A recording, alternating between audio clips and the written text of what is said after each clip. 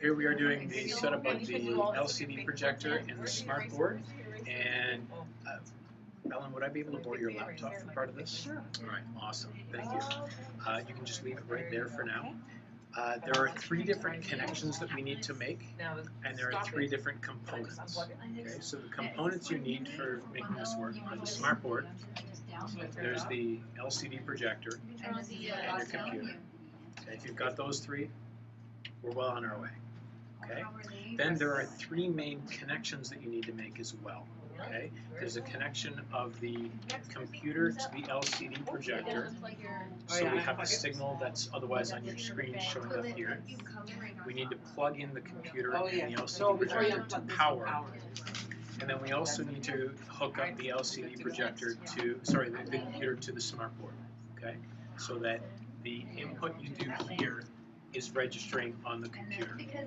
Okay, so step one, we're going to make sure everything is plugged into power. Okay, so the computer right now, as we follow it, is plugged in, and on the LCD projector, I could follow the cord and make sure it's plugged in, but on top of the LCD projector, right next to the power button on almost every LCD projector, there is a little orange dot. That just tells you that there's power getting to here, but it's not turned on right now. Okay? The three options are orange, saying it's on standby, green means it's on, red means, oh dear, probably means the lamp has overheated or something like that. If it's red, you should not turn it on. Leave it plugged in, because the fan may come on or may not, but don't try to use it until the red light goes out. Okay? So this setup is on a cart, and that's how it's often done in a school setting. Typically, we've got a larger SmartBoard that we're working with instead of the small one. And what I find is it really depends on the projector. Okay, the projectors that we use in our board, it's about 7 feet between the front of the LCD projector and the board. Okay, so I'm going to move this so it's about 7 feet away. I'm not going to in this case because we're looking at a smaller board. Okay. And we want to make sure the front of the LCD projector, first of all, that the lens is pointed pretty much at the middle of the SmartBoard, and also that the front of the LCD projector is parallel with the SmartBoard.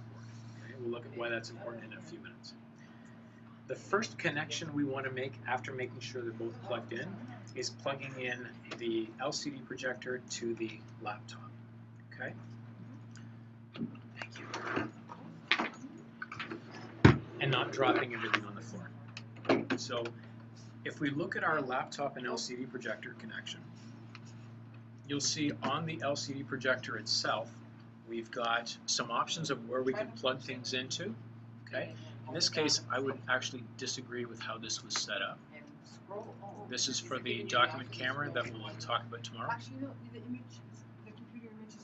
I may not finish this. We'll ignore it and just move on to the other. You'll notice that with the document camera, the end of these is black. It's the same kind of thing as the blue one. Most LCD projectors come with a blue end to it. It's just a nice way to keep it straight.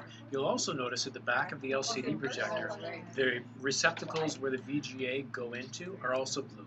It's color-coded on purpose. Okay? So, in this case, there are two different places where you can put something into the back of the LCD projector to get signal to it. Okay? There's computer 1 and computer 2. Doesn't matter which one. I'm going to take the other end of that, and the connector looks identical on both ends, and it's going to go into the back of the laptop. Generally speaking, in every case that I'm aware of, the LCD to the connector that we need to use is either back left corner or left side near the back that you're going to want to plug it into. This may look blue, again for color coding, but I find most laptops instead, it's black.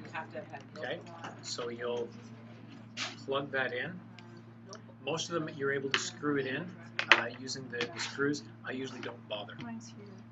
Okay, so we'll put the laptop back for now. So we've connected the laptop to the LCD projector. I'm going to turn this on now. This one has a little slider, so we can open that, and and then I'm just going to touch the power button gently, and it will flash green while it warms up. You'll see a little splash that the manufacturer puts on there as it warms up. And then if we're lucky, this is what will happen. We'll start to get the view of what's on our screen show up on the screen ourselves. So, again, want to make sure that this is parallel to this, that the lens is pretty much pointed at the middle of the screen instead of off to the side. If it's off to the side, this is what ends up happening. Okay?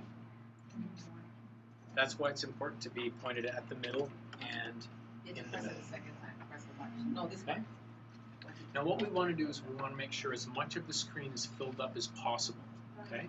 So we will either, in this case we want to make it bigger, we can either move the entire cart backward until it's about the right size, or on the top of most of the LCD projectors that are out there, there are one or two little levers here. Usually the front lever is for focus, the one closest to the front is for focus. So again, if we're looking at this, we've got options. The second one, it says W and T. Think of your digital camera. W is for wide angle, the T is for telephoto. Although the easy way to remember it is W for wide, T for tiny.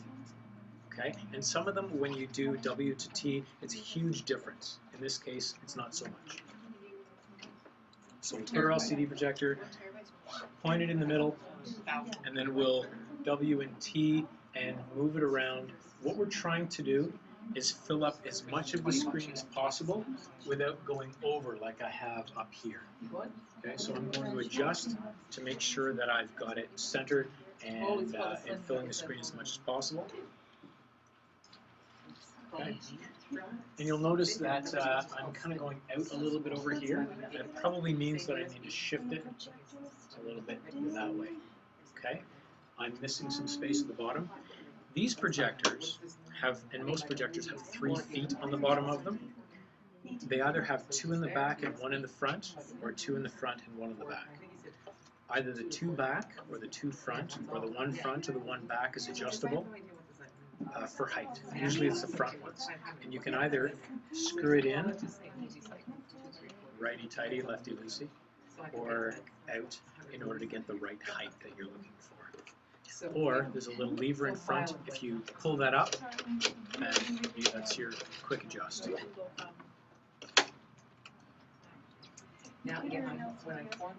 So I like to have it so that it's set up pretty much at the bottom of the screen, and then it gives me flexibility for the rest of it.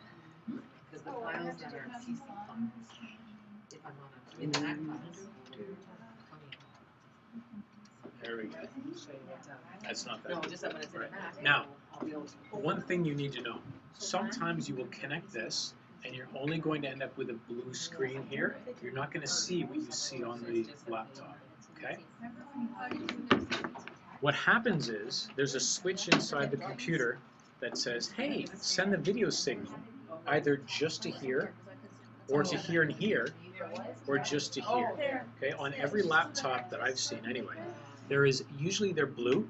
In this case, they're not. There's an FN, or a function key, right here. And when they're blue in particular, you'll notice that scattered around the function keys and over here, there are little blue things all over your keyboard, okay? And what that means is that function key will do stuff if you hold down function and touch those keys. So either the F3, F4, F5, F7, or F8 key, you will either have something that says LCD/CRT, meaning that it's an external monitor like an LCD monitor or a CRT monitor, or it will have something that looks like this. A line, sort of a circle, but kind of with not really a circle, and then another line. Okay? Sort of like a 1 and a 0 and a 1. And that's to indicate that it's monitor out. So if you hold down, are you not seeing it? Yours is probably F3 or F4. LCD/CRT. Yeah, there. F4. F5. No, it's F4. F5 is hibernate. It's to put to sleep. So what we're going to do is I'm going to demonstrate what it looks like behind me. I'm going to hold down function. I'm going to touch, in this case, F4. Okay, and it's going to switch. It takes a moment, so don't get excited and I got to do it again. I got to do it again. In this case, the monitor here is blank. It's sending the signal only to the LCD projector. There are 3 different settings. The last one was both. This one is LCD projector only. And if I do function F4 again, that will shut off and it will only show up here. So if you don't like the configuration, if you want to be able to see it here, just hit function F4 or function F3 or whatever until you get the configuration that you want. But be patient. It can take up to about 10 seconds for it to actually show up. Okay, so function F4, and we should have both in a moment. Okay. Jason, can you show me where it would be on this? Sure. Can I get to you in a moment? Okay, there's one more thing that I'd like to do to finish the setup. There's one hookup and then one extra thing that we need to do.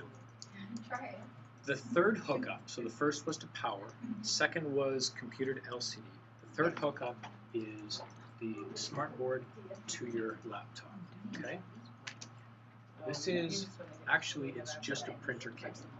Okay? On the one end, it looks like a regular USB connector, like on the thumb drive that you have.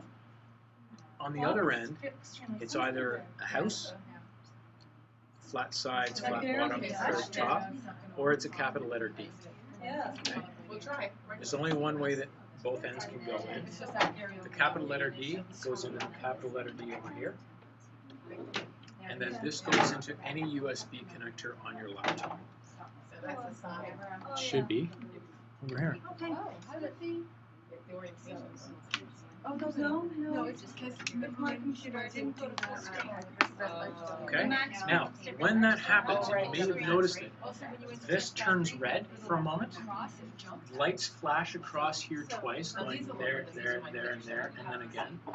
And then that should turn green. Often you'll get a little message saying it's connected, it's working. Okay?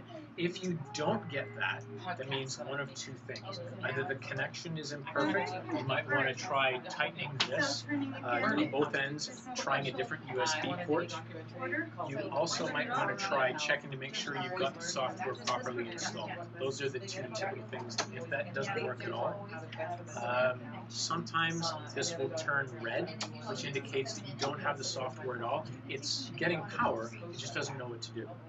Sometimes this flashes green. That means that it understands some of what's going on, but you've got limited usefulness. It happens most often with the Mac instead of the PC. Okay? So now, when I touch this,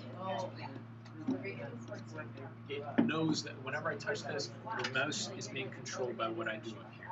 Okay, there's one last thing we need to do in order to complete this and make this usable, and that is teach the computer that when I touch here, I mean here, and not over there or wherever. Okay. Let me go to a new page.